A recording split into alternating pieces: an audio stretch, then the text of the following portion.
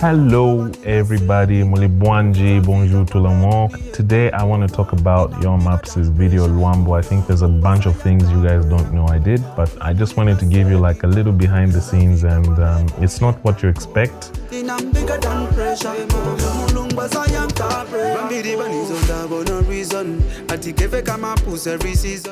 There's a little tip I want to show you. So this is my information from me to you as a DOP, and that's where a tool I'm going to show you comes in handy, and it's called Satellite 3D. I just want to show you that you're able to plan for your video shoots even without equipment, and all you need is information about the location, whether it's indoor, outdoor, and let's get right into it. Right here, I'm going to show you what the floor plan was like. One of the things that's important is to know what your environment is. It was a 6x6, it was basically like a square. And one of the things that was important for me to know is whether the car was going to fit. And so what I had to make sure I do is to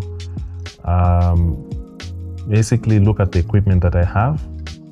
Here, as you can see at the bottom, you've got lights that you can pick from. If you're a photographer, you're a videographer, depending on what you're using. I had one at the top, I had one at the back to backlight, and I had one that was giving him a feel. And so one of the things that this software does is, if you add a camera, which is you select whether you want it to be a film camera, or you can select whether you want it to be a photography camera, and you put it there. It helps you give an outlook on what it's going to be like. So here under the equipment, I knew that I needed, when we look at assets, I needed objects such as a microphone.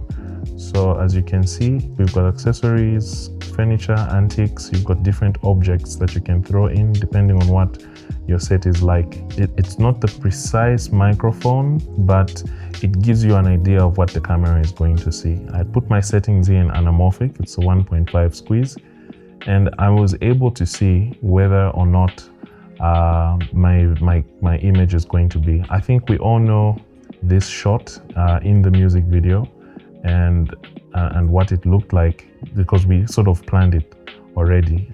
And so if I move my camera around, I am able to, of course, give an idea of what the shot is going to be like. I knew that the microphone needed to be in the foreground and the car in the background. Now, what anamorphic does is, anamorphics capture horizontally wider shots than they do upwards. If you notice and you look at the video, it is wider in this aspect. Why did I pick that? Firstly, I wanted to film in a very small space. And so I needed to make sure that I am able to capture the entire vehicle and himself. So that's one of the technical decisions I made.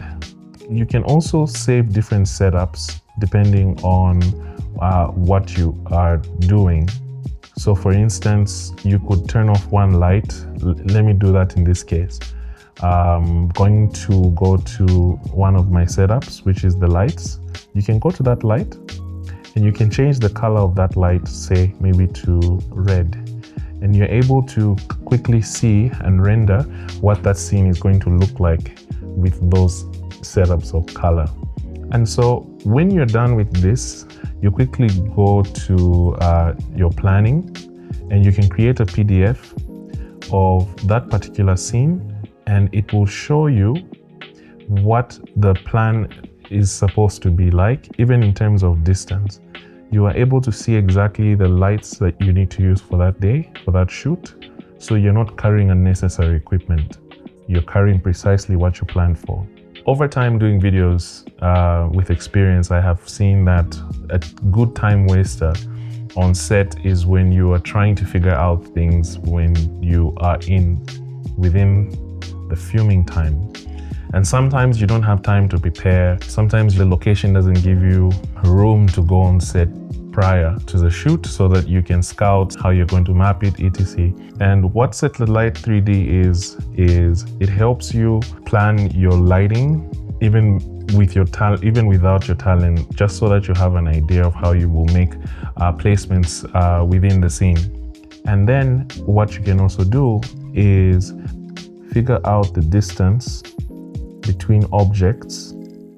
Okay, that means we know how far the object from the talent is. In this case, it was your maps. We know how far what light is, including the distance between him and the prop. So you can see the car was only 4 meters away. That's a very small distance. And between me and the camera, that was only about, it was only about 1 meter. That means I had the rest of the team on the back. It's really interesting to see this, because now you're able to have a good record of the pitch of each light is for the entire scene, depending on how you want to do it.